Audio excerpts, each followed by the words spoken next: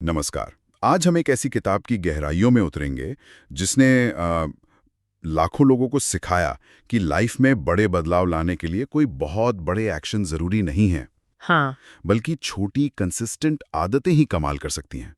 किताब का नाम है जेम्स क्लियर की एटॉमिक हैबिट्स। चलिए इसे समझते हैं। ये सिर्फ एक किताब नहीं है, बल्कि मुझे लगता है छोटे बदलावों से बड़े नतीजों तक पहुंचने का एक प्रैक्टिकल गाइड है ये। बिल्कुल। और ये किताब सिर्फ अच्छी आदतें अपनाओ टाइप की सलाह नहीं देती। ये साइंस और साइकोलॉजी के जरिए समझाती है कि कैसे रोज के वो छोटे छोटे काम जिन्हें हम अक्सर नजरअंदाज कर देते हैं, वो लॉन्ग टर्म में जबरदस्त रिजल्ट्स देते हैं। इसका कोर आइडिया ही बड़ा पावरफुल है। मतलब a tiny change, a remarkable result. हाँ, तो आज हम इसी किताब के जो कोर आइडियाज़ हैं, इसके प्रिंसिपल्स हैं, उनको समझने की कोशिश करेंगे, बिल्कुल सरल है इंग्लिश में। जानेंगे कि जेम्स क्लियर कौन है, किताब का मेन मैसेज क्या है, और वो कौन से प्रैक्टिकल तरीके हैं जिनसे कोई भी अपनी आदतें बदल सकता है, मतलब अच्छी आदतें बना सकता है और बुरी आदतों से छुटकारा पा सकता है। बिल्कुल। तो पहले बात करते हैं लेखक की, जेम्स क्लियर। ये एक अमेरिकन ऑथर हैं, स्पीकर हैं और हैबिट्स और प्रोडक्टिविटी के फील्ड में जाने माने एक्सपर्ट हैं। इनका फोकस इसी बात पर है कि आदतें कैसे बनती हैं, हम बेहतर फैसले कैसे ले सकते हैं और खुद को लगातार इम्प्रूव कैसे कर सकते हैं। हाँ, और उनका काम रिसर्च पर बेस्ड है, लेकिन उसे वो बहुत ही सिंपल और एक्शनेबल तरीके से पेश करती हैं। उनके आर्टिकल्स न्यूयॉर्क टाइम्स, टाइम जैसी बड़ी जगहों पर छपते हैं। और उनका एक बेहद पॉपुलर ईमेल न्यूज़लेटर भी है, जिसके लाखों सब्सक्राइबर्स हैं, जो उनके प्रैक्टिकल एडवाइस को फॉलो करते हैं। वो हवा में बातें नहीं करती, बल्कि scientific research, real life examples और प्रैक्टिकल फ्रेमवर्क्स का एक बढ़िया मिक्सचर देती हैं। और उनकी किताब एटॉमिक हैबिट्स जो 2018 में आई थी, वो तो आते ही इंटरनेशनल बेस्टसेलर बन गई। मैंने सुना है दुनिया भर में 15 मिलियन यानी 1.5 करोड़ से ज्यादा कॉपीज बिक चुकी हैं। हाँ, ये बहुत बड़ी बात है। ये दिखाता है कि लोग वाकई अपनी आदतें बदलना चाहते हैं और इस किताब ने उन्हें एक रास्ता दिखाया है। यूनिक है। वो सिर्फ क्या करना है ये नहीं बताते, बल्कि कैसे करना है ये भी डिटेल में समझाते हैं। वो दिखाते हैं कि कैसे रोज के छोटे छोटे एक्शन मिलकर हमारी लाइफ को ट्रांसफॉर्म कर सकते हैं। It's about making change manageable, not overwhelming. सही कहा। अच्छा, अब आते हैं किताब के कोर आइडिया पर। जो बात किताब में बार बार दोहराई जाती है वो है habits are the compound interest of self improvement. आदतें हमारे सेल्फ इंप्रूवमेंट का चक्रवृद्धि ब्याज है। ये लाइन अपने आप में बहुत गहरी है, नहीं? टिंग की वजह से वो एक बड़ा अमाउंट बन जाता है ना। वैसे ही रोज सिर्फ 1% बेहतर होने से या कोई छोटी सी अच्छी आदत अपनाने से लंबे समय में बहुत बड़ा फर्क पड़ता है। ये रातों रात होने वाला कोई मैजिक नहीं है, बल्कि रोज की छोटी छोटी जीत का नतीजा है, जो धीरे धीरे जमा होती हैं। Success is the product of daily habits, not once in a lifetime transformations. तो मतलब ये हुआ कि हमें सिर्फ बड़े गोल्स पर ही फोकस नहीं करना चाहिए, बल्कि उन सिस्टम्स पर ध्यान देना चाहिए जो हमें उन गोल्स तक ले जाएंगे। गोल्स तो मंजिल तय करते हैं, पर सिस्टम ही प्रोग्रेस करवाते हैं, ऐसा? एग्जैक्टली। गोल्स सेट करना जरूरी है डायरेक्शन के लिए, लेकिन प्रोग्रेस के लिए रिलायबल सिस्टम्स बनाना जरूरी है। फॉर एग्जाम्पल, मान लीजिए गोल हो सकता है किताब लिखना, पर सिस्टम है रोज सुबह 1 घंटा लिखना। अच्छा। गोल है मैराथन दौड़ना, सिस्टम है हफ्ते में 4 दिन ट्रेनिंग करना। तो systems are greater than goals for progress. समझ गया। किताब का नाम है एटॉमिक हैबिट्स। ये एटॉमिक शब्द क्यों, इसका क्या मतलब है यहाँ? देखिए, एटॉमिक हैबिट्स वो छोटी बुनियादी आदतें हैं जो बड़ी सफलता की फाउंडेशन रखती हैं। एटॉमिक के यहाँ दो मतलब हैं। एक तो बहुत छोटा, टाइनी, मिनिस्ट्यूल, जैसे एटम होता है, और दूसरा एक बड़े सिस्टम का फंडामेंटल यूनिट, जैसे एटम्स मिलके मॉलिक्यूल्स बनाते हैं।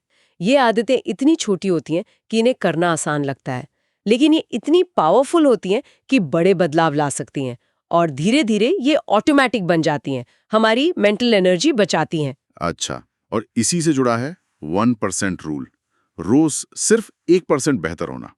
सुनने में तो ये बहुत कम लगता है, जैसे इससे क्या ही फर्क पड़ेगा। रोज 1% बेहतर होना मतलब क्या? हाँ, यही तो कंपाउंडिंग का कमाल है। अगर आप रोज सिर्फ 1% बेहतर होते हैं, तो साल भर में आप लगभग 37 टाइम्स बेहतर हो सकते हैं। 37 times, wow. Difference a tiny improvement can make over time is truly astounding. बिल्कुल। किताब में एक और जरूरी बात कही गई है, आइडेंटिटी बेस्ड हैबिट्स, यानी आदतें ऐसी हों जो हमारी पहचान, हमारी आइडेंटिटी से जुड़ी हों। ये थोड़ा गहरा कॉन्सेप्ट लगता है। हाँ, और ये बहुत पावरफुल है। क्लेयर कहते हैं कि सच्चा बिहेवियर चेंज असल में आइडेंटिटी चेंज है। ज्यादातर लोग आउटकम बेस्ड हैबिट्स बनाने की कोशिश करते हैं, जैसे मुझे 10 किलो वजन कम करना है। ये आउटकम पर फोकस है। हाँ, ये तो होता है। लेकिन ज्यादा इफेक्टिव तरीका है आइडेंटिटी बेस्ड हैबिट्स बनाना। इसका मतलब कोई एग्जाम्पल दे सकती हैं? जैसे सिर्फ ये मत सोचो कि मुझे रोज जिम जाना है, ये आउटकम है, बल्कि ये विश्वास करो कि मैं एक हेल्दी और एक्टिव इंसान हूँ, ये आइडेंटिटी है। अच्छा। या सिर्फ ये नहीं कि मुझे रोज पढ़ना है, बल्कि सोचो आई एम अ रीडर। या मुझे रोज दौड़ना है की जगह सोचो आई एम अ रनर। पहले डिसाइड करो कि आप किस तरह के इंसान बनना चाहते हो, फिर छोटी छोटी आदतों से उस आइडेंटिटी को प्रूव करो। अच्छा, तो फोकस गोल से हटकर मैं कौन हूँ या कौन बनना चाहती हूँ पर लाना है, और फिर वो काम करने जो उस आइडेंटिटी वाले लोग करते हैं। इंटरेस्टिंग। एग्जैक्टली। यहाँ सोचने वाली बात यह है कि जब आपकी आदतें आपकी आइडेंटिटी का हिस्सा बन जाती हैं, तो आप उन्हें सिर्फ इसलिए नहीं करते कि आपको करना है, बल्कि इसलिए करते हैं क्योंकि आप वैसे ही इंसान हैं। आप एक रीडर हैं, इसलिए आप पढ़ते हैं। समझ गया। ये बदलाव ज्यादा टिकाऊ, ज्यादा सस्टेनेबल होता है। करेक्ट ऑर्डर है, decide the type of person you want to be, identity, prove it to yourself with small wins, habits, get the results, outcomes. कमाल है। चलिए अब आते हैं किताब के सबसे प्रैक्टिकल हिस्से पर, व्यवहार बदलने के 4 नियम, the 4 laws of behaviour change. ये वो फ्रेमवर्क है जिससे अच्छी आदतें बनाना और बुरी आदतें तोड़ना आसान हो जाता है। तो पहला नियम है, इसे स्पष्ट बनाओ, मेक इट ऑब्वियस। हाँ, इसका मतलब है कि हर आदत एक संकेत, एक क्यू या ट्रिगर से शुरू होती है। अच्छी आदत डालनी है तो उसकी क्यू को बिल्कुल सामने रखो, उसे ऑब्वियस बनाओ। जैसे अगर सुबह उठकर पानी पीना है तो रात को ही बेड साइड टेबल पर पानी की बोतल रख दो। अच्छा। अगर रोज विटामिन्स लेने हैं तो उन्हें किचन काउंटर पे रखो, जहां नजर पड़े, एकदम सामने। इसमें हैबिट स्टैकिंग का जिक्र भी है, वो क्या चीज है? हैबिट स्टैकिंग एक बहुत ही इफेक्टिव टेक्निक है। इसमें आप अपनी नई आदत को किसी पुरानी जमी हुई आदत के ठीक बाद जोड़ देते हैं। फॉर्मूला है, after current habit I will new habit. कोई उदाहरण? जैसे ही मैं सुबह अपनी कॉफी बनाऊंगी, उसके तुरंत बाद मैं 2 मिनट मेडिटेट करूंगी। ओके। या रात को खाने के बाद मैं तुरंत बर्तन साफ करूंगी, या ब्रश करने के बाद मैं 1 ग्लास पानी पीऊंगी। इससे नई आदत का क्यू बहुत क्लियर हो जाता है, उसे याद रखने की जरूरत नहीं पड़ती। सही है। और एनवायरनमेंट डिजाइन भी इसी से जुड़ा है, मतलब अपने आसपास के माहौल को बदलना। हाँ, एनवायरनमेंट डिजाइन बहुत क्रूशल है। अपने माहौल को ऐसा बनाओ कि अच्छी आदत का ख्याल अपने आप आए और उसे करना आसान लगे। जैसे अगर ज्यादा फल खाने हैं तो उन्हें फ्रिज में छुपाने की बजाय सामने फ्रूट बॉल में रखो। हाँ, ये तो है, सामने दिखेंगे तो खाएंगे। बिल्कुल। अगर रोज रात को किताब पढ़नी है तो किताब को तकिए के पास रखो। वर्कआउट के कपड़े रात को ही निकाल कर रख लो। और बुरी आदतों के लिए इसका ठीक उल्टा करना है, उनके क्यूज को छुपा दो, उन्हें इनविजिबल बना दो। जैसे अगर टीवी कम देखना है तो रिमोट को किसी दराज में रख दो, सामने मत रखो। अगर जंक फूड कम खाना है तो उसे घर में रखो ही मत, या ऐसी जगह रखो जहां आसानी से नजर ना आए। Basically, make the cues of good habits obvious and the cues of bad habits invisible. ठीक है, ये हुआ पहला नियम। अब दूसरा नियम, इसे आकर्षक बनाओ, मेक इट अट्रैक्टिव। आदतें तब टिकती हैं जब वो हमें लुभाती हैं, जब उन्हें करने का मन करता है। बिल्कुल। इसमें डोपामीन नाम के न्यूरोट्रांसमीटर का बड़ा रोल है। डोपामीन सिर्फ रिवॉर्ड मिलने पर नहीं, बल्कि रिवॉर्ड की उम्मीद में, एंटिसिपेशन में रिलीज होता है। अच्छा, उम्मीद में? हाँ, यही उम्मीद हमें एक्शन लेने के लिए मोटिवेट करती है। इसलिए हमें अपनी आदतों को ज्यादा अट्रैक्टिव बनाना होगा। वो कैसे करें? एक तरीका है टेम्पटेशन बंडलिंग, यानी एक ऐसा काम जो आपको करना जरूरी है पर शायद पसंद नहीं, उसे एक ऐसे काम के साथ जोड़ दो जो आपको करना पसंद है। फॉर्मूला है, after habit I need I will, habit I want. या while habit I need, I will habit I want। जैसे कोई रियल लाइफ एग्जाम्पल? मान लीजिए मुझे कसरत करना पसंद नहीं, पर मुझे गाने सुनना पसंद है। बिल्कुल। तो आप कर सकते हैं कि मैं अपना पसंदीदा पॉडकास्ट या म्यूजिक तभी सुनूंगी जब मैं जिम में वर्कआउट कर रहा हूँ। हाँ, ये हो सकता है। या मैं अपना फेवरेट नेटफ्लिक्स शो तभी देखूंगी जब मैं घर के बोरिंग काम निपटा रहा हूँ, जैसे कपड़े तह करना। हाँ, या सोशल मीडिया चेक करने से पहले मैं 10 पेजेस किताब के पढ़ूंगी। इस तरह आप उस काम को करने के लिए भी मोटिवेटेड हो जाते हैं, क्योंकि उसके साथ आपकी पसंदीदा एक्टिविटी जुड़ी हुई है। ये तो बढ़िया स्ट्रैटेजी है। और क्लियर ये भी कहते हैं कि हमारे आसपास के लोगों का हमारी सोशल एनवायरनमेंट का भी बहुत असर होता है। हाँ बिल्कुल, we are heavily influenced by the norms of the groups we belong to. हमारा सोशल सर्कल बहुत मैटर करता है। ऐसी संगत में रहो जो वैसी आदतें अपनाते हों जैसी आप अपनाना चाहते हैं। अगर आपके दोस्त फिट हैं, पढ़ने वाले हैं या अपने गोल्स को लेके सीरियस है, तो आपके भी वैसा बनने की संभावना बढ़ जाती है। बिल्कुल सही। तीसरा नियम है, इसे आसान बनाओ, मेक इट इजी। मतलब अच्छी आदत शुरू करने में जो रुकावटें, जो फ्रिक्शन आती हैं, उन्हें कम करो। उसे जितना हो सके सिंपल और एफर्टलेस बनाओ। हाँ, इंसान नेचुरली उसी रास्ते पर चलता है जिसमें कम से कम मेहनत लगे। इसे लॉ ऑफ लीस्ट एफर्ट कहते हैं। ये हमारी प्रोग्रामिंग है। इसलिए अच्छी आदत को अपनाने के लिए स्टेप्स कम करो, उसे आसान बनाओ। कैसे? जैसे अगर सुबह जिम जाना है तो रात को ही अपने कपड़े निकाल के रख लो, जूते वगैरह सब तैयार। हाँ, ये तो मैं करता हूँ। और अगर हेल्थी खाना है तो वीकेंड पर ही सब्जियां काट कर रख लो, ताकि हफ्ते में खाना बनाना आसान हो। यहाँ फोकस परफेक्शन पर नहीं, बल्कि रेपिटेशन पर होना चाहिए।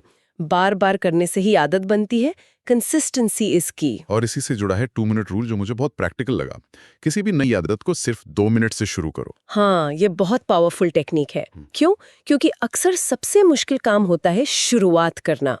Getting started is the hardest part. सही बात है। 2 मिनट रूल इसे बेहद आसान बना देता है। अगर किताब पढ़नी है, रोज सिर्फ 1 पेज पढ़ो या सिर्फ 2 मिनट पढ़ो। ध्यान करना है, रोज बस 2 मिनट के लिए बैठो। एक्सरसाइज करनी है, रोज सिर्फ 2 मिनट वॉक करो या 5 पुशअप्स करो। सिर्फ 2 मिनट। हाँ, आइडिया ये है कि पहले आदत को एस्टैब्लिश करो, उसे रेगुलर बनाओ, शो अप करो। एक बार आदत बन जाए, फिर धीरे धीरे उसकी ड्यूरेशन या इंटेंसिटी बढ़ा सकते हो। Standardise before you optimise. पहले आदत बनाओ, फिर उसे बेहतर करो। कमाल है, शुरुआत को इतना आसान बना दो कि ना कहने का मन ही ना करे। बहुत खूब। और चौथा और आखिरी नियम है, इसे संतोषजनक बनाओ, मेक इट सेटिस्फाइंग। आदतें तभी टिकती हैं जब उन्हें करने के बाद हमें अच्छा महसूस हो, एक तरह का रिवॉर्ड मिले। बिल्कुल, हमारा दिमाग इस तरह से वायर्ड है कि जिस बिहेवियर से तुरंत संतुष्टि मिलती है, हम उसे दोहराना चाहते हैं। बुरी आदतों में अक्सर इमीडिएट ग्रेटिफिकेशन होता है, जैसे जंक फूड खाना या सोशल मीडिया स्क्रॉल करना। मजा तुरंत आता है। हाँ, पर बाद में पछतावा होता है। एग्जैक्टली, लेकिन उनके लॉन्ग टर्म कॉन्सिक्वेंसेस खराब होते हैं। अच्छी आदतों के साथ अक्सर उल्टा होता है। उनका फायदा देर से मिलता है, डिलेड ग्रेटिफिकेशन, लेकिन तुरंत शायद कुछ खास महसूस ना हो। इसलिए अच्छी आदतों को सैटिस्फाइंग बनाने के लिए हमें उन्हें इमीडिएट रिवॉर्ड से जोड़ना होगा। इसके लिए क्या तरीके बताए गए हैं? एक बहुत इफेक्टिव तरीका है हैबिट ट्रैकिंग, अपनी प्रोग्रेस को ट्रैक करना। जैसे कैलेंडर पर हर दिन क्रॉस लगाना जब आप अपनी आदत पूरी करते हैं, या किसी हैबिट ट्रैकर ऐप में अपनी स्ट्रीक देखना। अच्छा, वो टिक मार्क लगाना। हाँ, ये छोटी जीतें देखने से संतुष्टि मिलती है और मोटिवेशन बना रहता है। You get immediate visual proof of your progress, which feels good. वो चेन ब्रेक नहीं करनी फिर। Don't break the chain वाला फंडा। हाँ, वो स्ट्रीक मेंटेन करने का प्रेशर रहता है। और बुरी आदतें तोड़ने के लिए उन्हें अनसैटिस्फाइंग बनाना होगा। हाँ, उन्हें तुरंत कॉस्टली या अनप्लेजेंट बनाओ। जैसे एक अकाउंटेबिलिटी पार्टनर बनाना, किसी दोस्त या फैमिली मेंबर को अपनी हैबिट के बारे में बताना और उनसे कहना कि वो आप पर नजर रखें। अच्छा, किसी को बता देना। हाँ, इससे सोशल कॉस्ट जुड़ जाता है, शर्मिंदगी का डर रहता है। या फिर अगर आप कोई नियम तोड़ते हैं तो उसके लिए कोई छोटी सी पेनल्टी तय करना, जैसे अपने दोस्त को 100 रुपए देना या 10 पुशअप्स करना। इससे उस बुरी आदत से जुड़ा एक्सपीरियंस अनप्लेजेंट हो जाता है। The key is to make the consequence immediate and undesirable. समझ गया। ये 4 नियम, make it obvious, make it attractive, make it easy, make it satisfying, ये तो आदतें बनाने और तोड़ने का पूरा ब्लूप्रिंट दे देते हैं। लेकिन किताब में कुछ एडवांस टैक्टिक्स भी हैं, शायद उन लोगों के लिए जो अपनी आदतों को नेक्स्ट लेवल पर ले जाना चाहते हैं। बिल्कुल, एक बार जब आप बेसिक आदतें बना लेते हैं तो सवाल उठता है कि गुड से ग्रेट कैसे बने। सिर्फ आदत को मैकेनिकली रिपीट करना काफी नहीं है। यहाँ डिलिब्रेट प्रैक्टिस और मास्टरी पर फोकस करने की बात आती है। मतलब अपनी परफॉर्मेंस को एक्टिवली मॉनिटर करना, फीडबैक लेना और लगातार सुधार करते रहना। इसके लिए चाहिए कंटिन्यूअस रिफ्लेक्शन एंड रिव्यू, अपनी प्रोग्रेस को रेगुलरली जांचना और देखना कि कहाँ बेहतर किया जा सकता है। किताब में वैली ऑफ डिसअपॉइंटमेंट का भी जिक्र है। ये क्या चीज है? ये नाम बड़ा दिलचस्प है। हाँ, ये वो शुरुआती दौर होता है जब आप नई आदत पर काम करना शुरू करते हैं, लेकिन नतीजे वैसी तेजी से नहीं दिखते जैसी उम्मीद होती है। अच्छा, मतलब मेहनत कर रहे हैं पर रिजल्ट नहीं दिख रहा। हाँ, आप मेहनत कर रहे होते हैं पर प्रोग्रेस लीनियर नहीं होती, बल्कि एक प्लेटो जैसा महसूस होता है। ऐसा लगता है कुछ बदल नहीं रहा। बहुत से लोग यही फ्रस्ट्रेशन में हार मान लेते हैं, छोड़ देते हैं। हाँ, होता है ऐसा। लेकिन क्लेयर कहते हैं कि यही पेशेंस और परसिस्टेंस की जरूरत है। अगर आप टिके रहे तो आखिरकार एक ब्रेक थ्रू आता है और रिजल्ट्स दिखने लगते हैं। The most powerful outcomes are often delayed. सही है, धैर्य रखना जरूरी है। एक और दिलचस्प नियम है गोल्डीलॉक्स रूल। हाँ इसका मतलब क्या है? वो गोल्डीलॉक्स वाली कहानी जैसा? हाँ, कुछ वैसा ही। गोल्डीलॉक्स रूल कहता है कि इंसान उन कामों पर सबसे ज्यादा मोटिवेटेड महसूस करता है जो उसकी करंट एबिलिटीज के एज पर हों। मतलब ना ज्यादा आसान, ना ज्यादा मुश्किल, बट जस्ट राइट। अच्छा, बीच का रास्ता। हाँ, अगर काम बहुत आसान है तो बोर्डम होता है, और अगर बहुत मुश्किल है तो फ्रस्ट्रेशन और फेलियर फील होता है। इसलिए सबसे अच्छी आदतें या टास्क्स वो होती हैं जो आपको थोड़ा स्ट्रेच करें, जो इतनी चैलेंजिंग हो कि इंटरेस्टिंग बनी रहे, पर इतनी मुश्किल भी ना हो कि आप गिव अप कर दें। Peak motivation occurs when working on tasks that are right on the edge of your current abilities. और एक जरूरी वार्निंग भी है, अपनी आइडेंटिटी को अपनी आदतों से इतना भी मत जोड़ लो कि आप समय के साथ बदल ना पाओ। Avoid identity collapse. ये क्या है? हाँ, ये इम्पॉर्टेंट पॉइंट है। जैसे जैसे आप सीखते हैं, ग्रो करते हैं, आपकी प्रायोरिटीज बदल सकती हैं।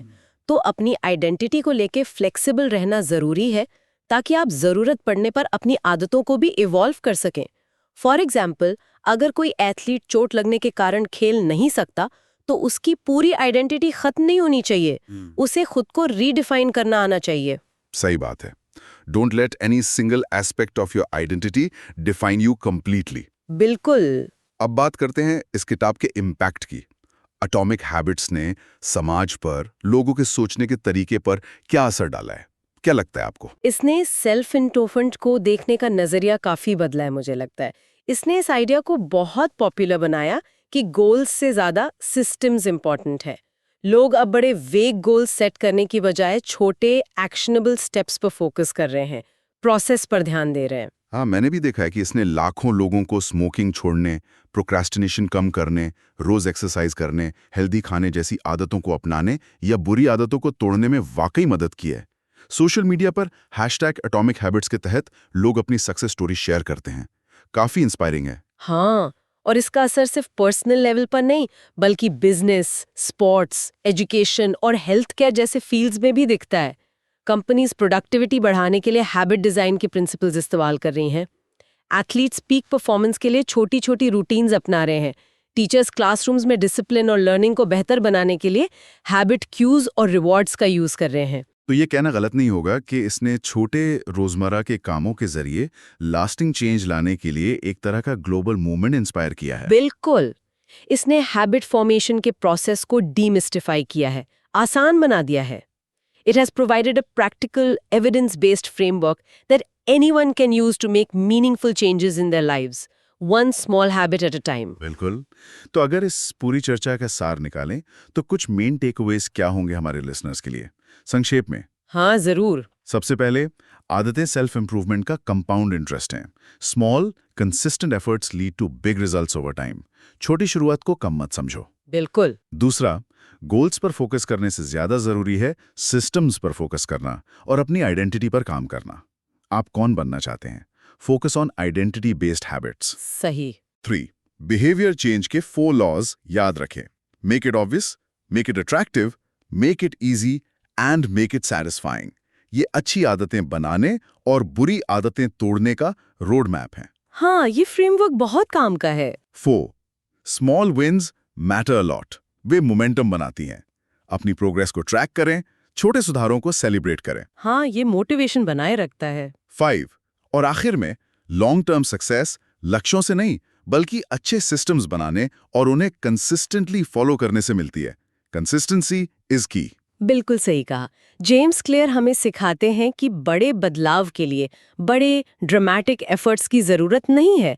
जरूरत है सही दिशा में छोटे लगातार कदमों की। यहाँ दिलचस्प बात यह है कि ये सिर्फ एक सेल्फ हेल्प किताब नहीं है, बल्कि लाइफ को डिजाइन करने के लिए एक प्रैक्टिकल एक्शन ओरिएंटेड गाइड है।